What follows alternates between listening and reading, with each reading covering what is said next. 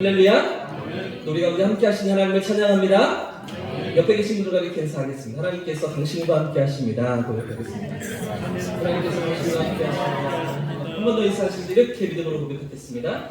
하나님께서 당신을 통해 일하십니다. 고백하겠습니다. 당신을 통해 일하십니다. 지난주까지 우리는 네 가지 우리 교회 비전을 함께 생각해 보았죠. 기억이 나십니까? 첫 번째가 무엇이었죠? 예배의 감격을 누리는 교회. 그런 교회를 정말 꿈꾸며 우리가 소망하는 것인데, 예배의 자리마다 하나님의 임재와 영광을 사모하면서 예배의 감격을 누리는 것이죠. 두 번째는요, 예수의 제자를 세우는 교회. 수많은 무리가 아니라 한 제자로, 예수의 제자로 이 땅을 살아가면서 주의 일하심을 바라보는 그런 제자된 삶을 꿈꾸는 교회로 우리 살기를 원하는 것이고, 세 번째는요, 부흥의 역사를 꿈꾸는 교회. 그죠? 정말 우리 가운데 하나님 이루시는 부흥, 그 부흥은 뭐 대단한 큰 일이 아니라, 어떤 위대한 일이 아니라, 우리 가운데 한 영혼, 천하보다 귀한 한 영혼이 하나님을 만나고 천국 백성으로 거듭나는 일들을 우리 꿈꾸며 소망하면서 부흥의 역사를 꿈꾸는 교회. 다음 주에도 그렇게 하나님의 일들이 일어날 줄 믿습니다. 하나님의 역사가 나타날 줄 믿습니다. 그런가 지난주에 살펴본 네 번째는요, 세상의 변혁을 이끄는 교회, 세상의 변화를 이끄는 교회, 세상을 섬기고요. 누가 감동 만난 자의 이웃이 될 것인가, 그렇죠? 누가 내 이웃인가, 내 중심이 아니라 하나님 중심으로, 어려움을 당한 그 이웃들 중심으로 우리의 생각이 달라지고 우리의 관점이 달라져서 세상을 섬기고 세상을 변혁하는 그런 교회로, 그런 공동체로 쓰임 받기를 우리가 원하는 것인데, 오늘 마지막으로 다섯 번째 비전입니다. 함께 따라해 보겠습니다. 무엇일까요? 믿음의 세대를 깨우는 교회. 할렐루야. 함께 따라해 보겠습니다. 믿음의 세대를 깨우는 교회. 네, 정말 그런 소망이 있는 교회, 하나님의 꿈이 있는 교회가 되었으면 하는 것이죠. 믿음의 세대. 우리 당대에만, 우리 자신에게만 믿음이 정말 은혜롭고 풍성한 것이 아니라 믿음의 세대, 다음 세대가 아름답게 준비되어지고 하나님의 소망으로 자라나기를 꿈꾸는 것인데요. 여러분, 타타타라는 노래를 기억하십니까? 네, 기억이 나십니까? 벌써 30년도 더 지난 그런 노래인데요. 이 노래가 왜 이렇게 유명하게 되었냐면, 당시에 아주 안방 극장의 하이라이트였던 사랑은 뭐길래, 감감하시죠? 무슨 이야기를 하고 있는 거예요? 30년 지난 이야기입니다. 최수종 씨, 하이라 씨가 주연했던 사랑은 뭐길래 삽입곡이 되면서 이 타타타가 아주 유명하게 되는 뿐만 아니라, 당시에 가요 프로그램이었던 가요 톱10에서 5주 동안 1위를 하면서요, 5주 동안 1위를 하면 골든컵을 주었습니다.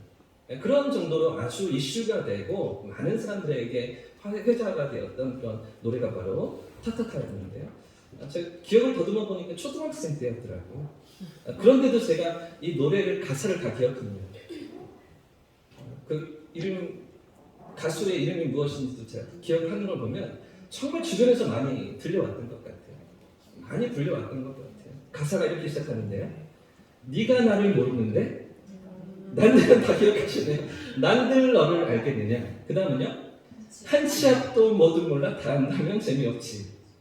인생이 그렇다는 그런 가사. 조금 요즘 노래라는 가사가 다르지요. 요즘 부르는 노래들이랑은 조금 색깔이 다른, 뭔가 심오한 그런 내용이 있는 노래였던 것 같습니다. 근데 2절은 더 충격적이에요. 2절은 이런 가사인데, 산다는 건 좋은 것이. 그 다음요, 수지 맞은 장사지 않소. 알몸으로 태어나서 못한 법은 건졌지 않소. 제가 다 기억을 한다니까요. 초등학생 때 들었는데 그 정도로 소중한 추억에 있는 노래인 것 같습니다. 그런데 저는 한참 동안 이 노래 주제가, 제목이 궁금했습니다. 타타타가 뭐지? 이런 인생에 대해서 뭔가 심오한 삶에 대해서 얘기하는 것 같은데 왜 제목이 타타타이지? 여러분 아십니까? 아시는 분 제가 커피를 쏘겠습니다. 이런 제목을 왜 이렇게 붙여놨을까? 이런 궁금한 생각들이 들어서 얼마 전에 제가 검색해 보았습니다. 타타타가 뭔지 찾아보았는데 어떤 의미인지 아시겠습니까? 인도의 고전 어더라고요. 요즘 사용하지 않는 산스크리트어 타타타더라고요. 타타타. 근데 이 타타타라는 단어의 의미가 뭔가 깊은 깨달음을 얻었을 때 이 타타타라고 외친다는 거죠. 마치 이런 겁니다. 그 목욕탕에서 아르키메데스가 벌거벗고 뛰쳐나오면서 뭐라고 외치니까? 유레카 외치잖아요. 다 아시죠? 그죠? 물속에 들어가면서 물이 넘치는 걸 보고 뭐 부피, 그죠? 이런 것들이 무게를 재고 이런 것들을 원리를 발견하면서 유레카 외쳤던 것처럼 뭔가 큰 깨달음을 얻었을 때, 대단한 깨달음을 깨우쳤을 때 그때 외치는 단어가 바로 타타타라는 것입니다. 그런데 재미있는 것은 이 노래의 가사 중에 이런 대목이 있는 것이죠. 한 치 앞도 모두 몰라? 다 한다면 재미없지. 그러니까 무슨 이야기입니까? 이 노래를 지은 사람은 인생에 대해서, 삶에 대해서 무언가 깨달음을 얻었는데, 대단한 깨달음을 얻었는데 그 깨달음이 무엇이라는 이야기입니까? 인생은 한 치 앞을 모른다 라는 거죠. 다 안다고 생각했는데, 다 할 수 있다고 생각했는데, 어쩌면 내 인생이 내 손에 붙잡혀 있다고 생각했는데 사실 알고 보니까, 깨닫고 보니까 내 인생이 내 게 아니더라. 그렇죠? 당장 한 달 뒤에 내 삶에 일어날 일을 알지 못하고 1년 후에 10년 후에 내 인생의 걸음을 알지 못하는 게 그게 우리 삶이더라. 이런 이야기를 하고 있더라는 것입니다. 오늘 본문에도 한 치 앞이 보이지 않는 미지의 길을 걷고 있는 한 사람이 등장하고 있습니다. 바로 아브라함인데요. 이 아브라함은 지금 전혀 앞을 알 수가 없는 그런 인생의 걸음을 내딛고 있는 것이죠. 하지만 이 아브라함이 이 노래의 주인공과 다른 점은 무엇입니까? 지금 성경 본문에 등장하는 아브라함과 이 타타타 노래에 등장하는 주인공과 차이점은 무엇입니까? 둘 다 똑같이 한 치 앞을 모르는 인생의 길을 걸어가는 것 같지만, 그러나 그 미지의 길을 인도하시는 분이 계십니다. 그렇지 않는가가 다른 것이죠. 한 인생에게는 내 걸음을 다 알지 못하지만 그 인생의 걸음을 이끄시고 붙잡으시고 인도해 가시는 하나님이 계십니다. 그런가 하면 이 노래의 주인공에게는 그 인생의 걸음이 전혀 알지 못하겠는데, 어디로 가는지도 모르겠는데 도와주는 사람도, 안내하는 사람도, 인도하는 사람도 없다는 것입니다. 아브라함에게는 그 하나님이 계셨습니다. 시편 32편 8절 말씀에 내가 내 갈 길을 가르쳐 보이고 너를 주목하여 훈계하리로다 말씀하셨던 것처럼 인도하시는 하나님이, 살아계신 하나님이 아브라함에게도 있었던 것이죠.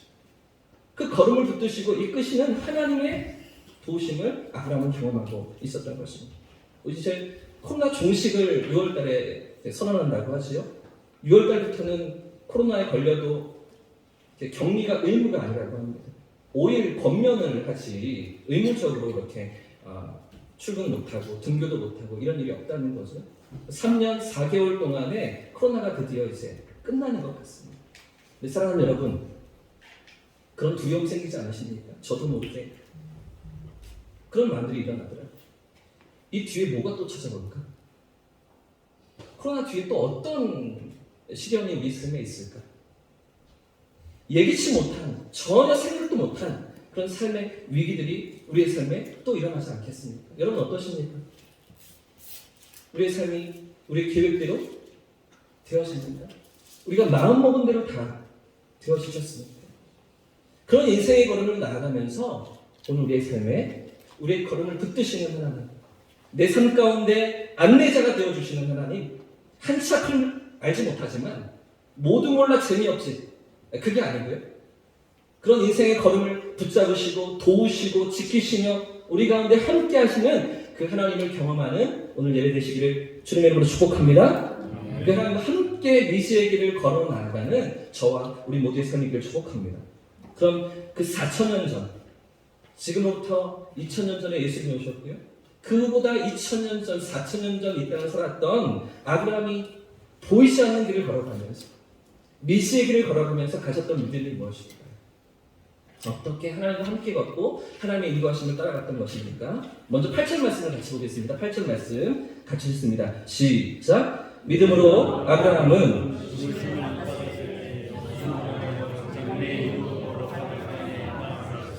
갈 바를 알지 못하고 나아갔으며. 자, 오늘 본문이 이야기하는 아브라함의 믿음이 무엇일까요? 함께 따라 보겠습니다. 알지 못하고 나아가는 믿음. 한 번 더. 알지 못하고 나아가는 믿음.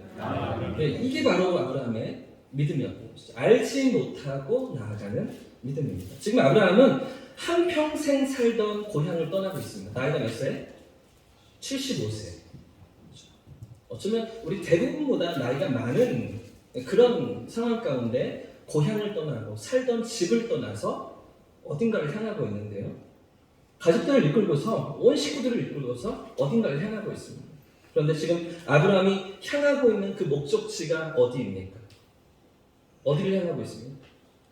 모르는 것이죠.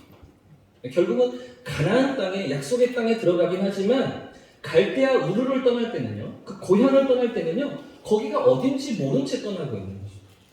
하나님 알려주지 않으셨거든요. 말씀하지 않으셨거든요. 전혀 어디로 가야 하는지 알지를 못한 채 부르심에 따라서 순종하며 나아가고 있던 아브라함입니다. 그래서 창세기 12장 1절 말씀을 보시면 하나님께서 아브라함을 찾아오시고 부르시는 장면이 기록되어 있는데 그때 하나님께서 뭐라고 말씀하십니까? 제가 그거 드릴게요. 들어보십시오. 여호와께서 아브라함에게 이르시되 너는 너희 고향과 친척과 아버지의 집을 떠나 내가 내게 보여줄 땅으로 가라. 어디로 가라고요? 보여준 땅이요? 보여줄 땅이요. 내가 말한 어디? 거기가 아닙니다. 지금 어디라고 말씀해주지 않으십니다. 어디까지 가라고도 말씀하지 않으시고요. 보여줄 거야. 보여줄 거니까 따라와. 일단 믿고 따라와. 이런 하나님의 말씀이셨던 것이죠. 사실 생각해 보십시오. 사실 목적지가 어디인지를 알아도 그 4,000년 전 부족 사회를 살아가면서 그렇죠?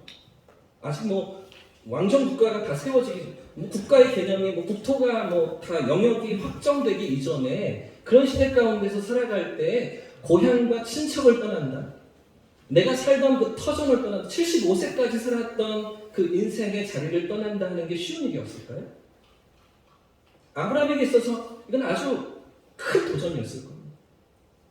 아주 쉽지 않은 일이었을 겁니다. 두려움이 가득하고요. 사실은 하나님께서 목적지가 어디라고 말씀해 주셔도 출발하기가 쉽지가 않은 상황인데 그런데도 알려주지도 않으시는 것이죠.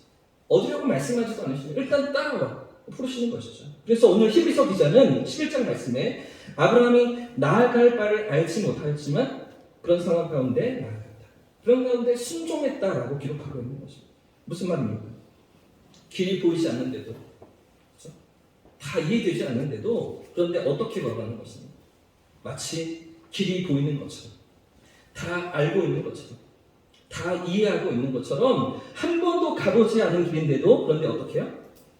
이미 아는 것처럼 그 길로 나아가고 있던 것이죠. 어떻게 그럴 수가 있었을까요? 어떻게 아브라함은 알지 못하고 보이지 않는 길을 걸어갈 수가 있었던 것입니까? 하나님을 바라보는 믿음이 있었기 때문입니다. 할렐루야! 하나님을 바라보는 믿음이 그에게 있었기 때문이죠. 나는 다 알지 못하지만요. 나에게는 다 보이지 않지만 내 계획 가운데 다 손에 잡히지 않지만 하나님이 아시니까 나는 몰라도 그분이 아시니까 그분이 인도하고 계시니까 그 믿음의 길을 걷고 있던 것이죠. 나를 부르시고 나를 이끄시는 하나님을 살아계신 하나님을 바라보는 믿음이 아브라함에게 있었던 것입니다. 그래서 8절 말씀은 뭐라고 기록하고 있습니까? 8절이 어떻게 시작하고 있습니까? 믿음으로 아브라함은 하죠. 믿음으로 하나님을 바라보는 믿음이 하나님을 신뢰하는 믿음이 아브라함에게 있었던 것이죠. 이런 믿음이 저와 우리 모두의 믿음 되시기를 주님의 이름으로 축복합니다. 한치앞도 알지 못하지만요. 그렇죠? 다시는 이런 답답하고 사회가 마비되고 생활도 할 수 없는 그런 위기가 찾아와서는 안 되겠지만 그러나 어떤 상황이 닥친다고 할지라도 우리의 걸음을 아시고 우리 삶을 붙드시는 하나님을 바라보는 믿음으로 우리의 삶이 나아가는 저와 성도들의 삶이기를 주님의 이름으로 축복합니다. 때로는 우리의 삶에 원치 않는 장애물도 만나죠. 사회적인 큰 위기만 아니라 우리 개인의 삶에 우리 가정 가운데 찾아오는 어려움도 크고 작은 고비들도 분명히 있죠. 그러나 그 모든 삶의 자리에서도 여전히 우리의 발걸음을 붙드시고 인도해 가시는 그 하나님. 아브라함의 4,000년 전의 인생만 아니라 오늘 이 땅을 살아가는 나의 걸음도 붙드시는 그 하나님. 그 하나님을 바라보는 저와 우리 모두의 삶이길 축복합니다. 주중에 한 청년이 저에게 질문했어요. 한 사람이 기도하고 또 한 사람이 기도했을 때 원하는 것이 하나일 때 하나님께서 어떻게 응답하시느냐, 아주 심오한 질문을 하면서 저에게 찾아왔었습니다. 한참 동안 그 친구와 얘기를 나누면서 이런저런 대화를 나눴었는데요. 하나님의 섭리 가운데 이 인생을 향하신 가장 선한 길을 열어주시는 거죠. 하나님의 계획 가운데 또 이 인생을 향한 하나님의 가장 놀라운 뜻을 성취해 가시는 것입니다. 우리가 볼 때는 이 자리가 하나밖에 없어서 이 친구가 원하기도 하고 이 친구도 원하기도 하는데 어떻게 하나님께서 이루셔야겠는가? 어떻게 응답하셔야겠는가? 우리는 고민하지만 하나님께는 전능하신 하나님, 완전하신 하나님, 온 우주보다 크신 하나님, 우리의 시간보다 크신 하나님, 영원하신 하나님 손에 우리의 삶이 붙들려 있는 줄 믿고 나를 향하신 가장 선한 길로 최선의 길로 이끄시는 줄 믿고 그 하나님을 바라보는 저와 우리 모두의 삶이기를 예수님의 이름으로 축복합니다. 이미 제가 여러 차례 말씀드렸지만 그만큼 저희 강렬하게 남아있어서 그런 것 같아요. 제 삶에 있어서 하나님 앞에 믿음으로 순종하던 그 순간은 선교지로 떠나던 그 순간이었습니다. 1년 동안 처음엔 주저주저하고요. 피하고 싶은 생각이 가득했어요. 거기 가서 어떻게 지내지? 어떻게 적응하지? 이런 두려움이 저도 막 일어나더라고요. 근데 시간이 갈수록 하나님께서 이 순종을 기뻐하신다는 마음이 계속해서 일어나고요. 시간이 지나서 2009년 1월 9일에 제가 파키스탄이라는 중동에 들어가 있었습니다. 근데 가장 큰 문제는요, 저에게 있어서 그 땅을 발을 디디면서 가장 큰 문제는 이것부터 나왔네요. 저에게 있어서 두 가지 문제가 있었는데 하나는 돈이 없었다는 겁니다. 재정이 하나도 없었습니다. 신대원 다니고 등록금 이제 내고 또 생활비 쓰고 그러면서 사역을 했기 때문에 무슨 돈이 있겠습니까? 근데 부모님께서도 절대로 안 된다고 가지 말라고 하시면서 안 도와주셨기 때문에 돈이 하나도 없는 거죠. 파키스탄 들어가서 제가 이렇게 제 통장을 열어보니까 돌아갈 비행기 표값밖에 안 되는 거예요. 생활비가 전혀 없는 거죠. 제가 선교사도 아니고 후원 받은 것도 아니고 도와주는 교회나 어떤 사람도 없었습니다. 그냥 갔습니다. 돈이 하나도 없는 거 첫 번째 문제. 그리고 두 번째 문제는요, 가서 무슨 일을 해야 되는지 사역에 대한 계획도 없었습니다. 그냥 갔습니다. 하나님 불러주시니까 가라 하시니까 순종하면서 나섰는데요. 제가 이제 신학을 공부했고 전도사 때인데 제가 머물렀던 그 현장은 선교 병원이었습니다. 14명의 의료팀이 같이 이렇게 병원을 운영하고요. 외과, 내과, 산부인과, 물리치료, 그리고 영어 스쿨도 옆에서 운영하고 있는 이런 병원이에요. 제가 가서 무슨 일을 하겠습니까? 말도 안 통하고요. 의료팀도 아니고요. 신학생에 가가지고 전혀 도울 일이 없는 거죠. 가서 돈도 없고요. 할 일도 없는데 가서 뭘 할 수 있을까? 어떻게 버틸 수 있을까? 이런 두려움이 제 마음 한켠에 무거운 짐처럼 남아있었습니다. 그런데 그곳에서 하루하루 하나님의 인도하심을 경험하고요. 모든 것을 채우시는 그런 하나님의 손길을 경험할 수 있었습니다. 필요한 재정을 하나님께서 다 채워주셨고요. 만나야 될 사람들, 그 땅에서의 어떤 경험들을 하나님께서 풍성히 저에게 주시는 그런 경험들을 할 수가 있었던 것이죠. 그 중에 한 가지 간증만 제가 나누려고 사진을 준비했는데 결혼식 장면입니다. 현지 결혼식 장면인데요. 제가 찍은 사진이고요. 제가 파키스탄에 도착하고 한 달 정도 지났을 때 그 병원에 있는 원목, 병원을 섬기시는 현지인 목사님이 결혼하시게 되셨어요. 저 이제 가장 오른쪽에 계신 서 있는 양복 입은 분이 그 원목 목사님이신데 이 목사님이 그 결혼식을 치르러 그 북쪽의 신부의 집으로 찾아가서 거기서 결혼식을 치르는 겁니다. 우리 옛날 어르신들을 생각해 보시면 장가 간다 그러잖아요. 장가. 그리고 시집 온다 그러잖아요. 그러니까 지금 장가에 가서 처갓집에 가서 결혼식을 일주일 동안 치르고 그리고 신부를 데리고 시집을 옵니다. 시댁에 와서 여기서 2, 3일 동안 또 결혼식을 치르는 게 이 나라의 문화에 아직도 남아있는 거예요.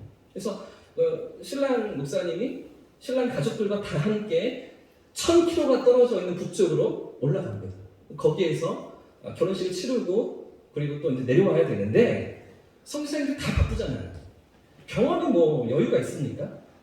누가 가야 될까요? 온 지 한 달밖에 안 되는 제가 가는 거죠. 말도 안 통하고요. 음식도 다 적응이 안 됐는데 저보고 가시라고 합니다. 그래서 가서 그냥 그 목사님 따라다니면 돼요. 이렇게 해서 쫓아갔습니다. 14시간 기차를 타고 올라갔습니다. 넘겨주십시오. 너무 부끄러운 사진인데 제가 이렇게 보여드리려고 이런 기차를 타고 왔거든요. 창문이 다 닫히지가 않습니다.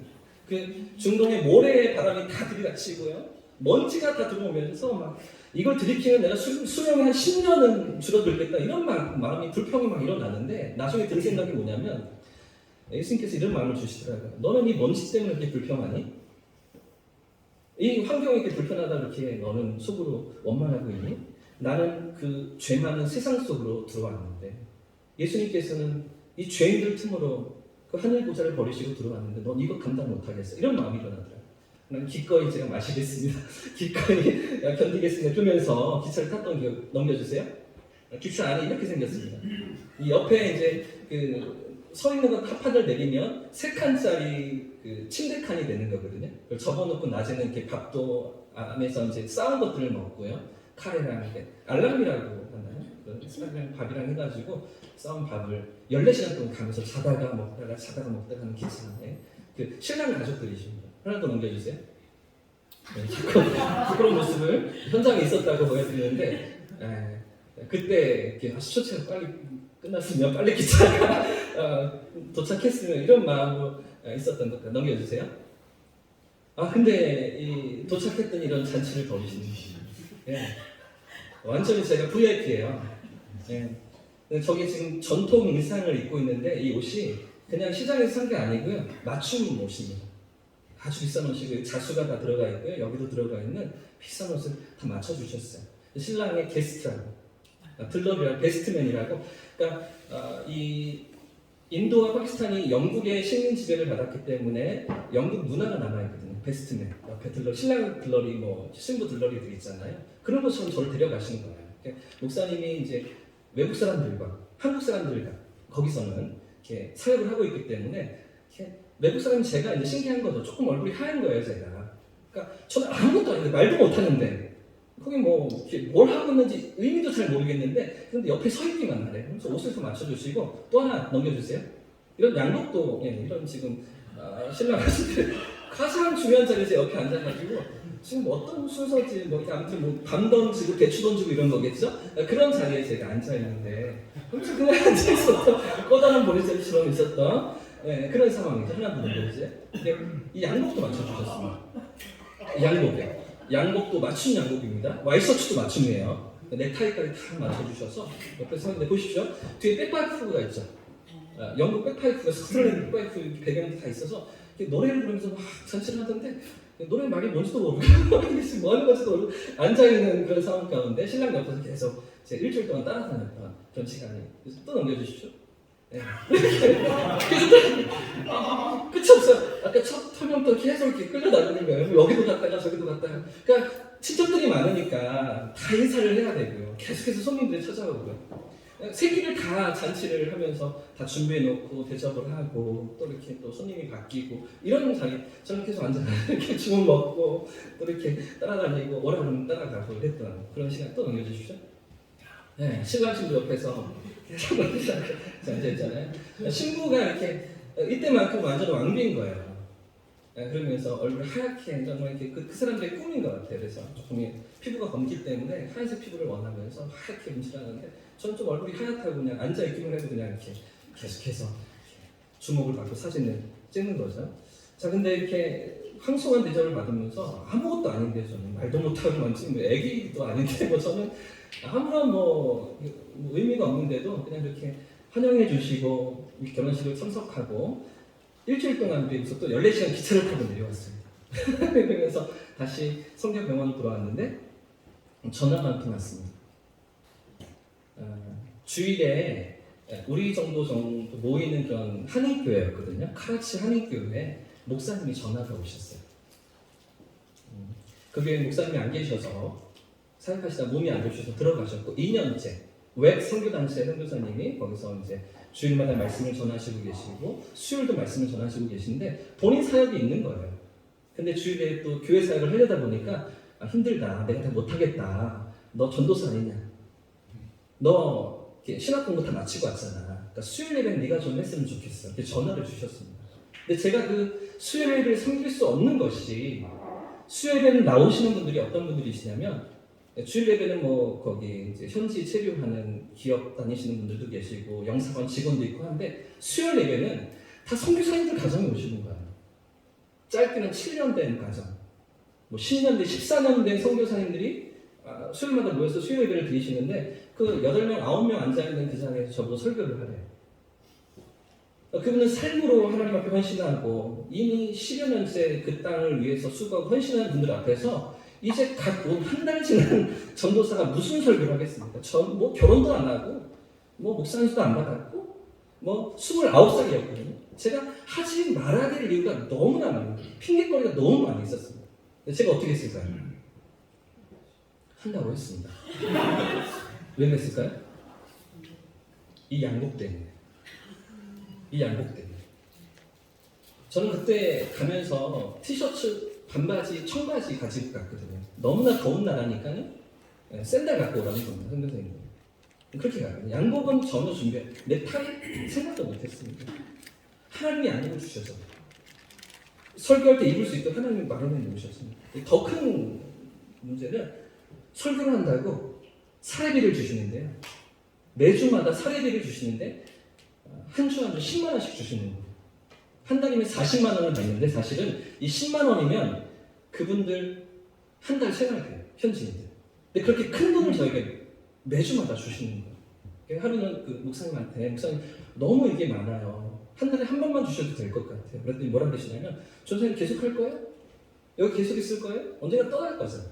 그럼 다른 선교사님들이 해야 되는데 후원금으로 드리는 또 책정되어 있는 금액을 네가 낮추면 어떡하냐는 거죠. 다 받으라는 거예요. 40만 원씩 50만 원씩 매달 받았습니다. 그 돈으로 무엇 했을까요? 생활비 했었죠. 돈이 하나도 없는데 11조 내고 선교사님 애들하고 맛있는 거 던킨 도너츠 다니면서 KFC 다니면서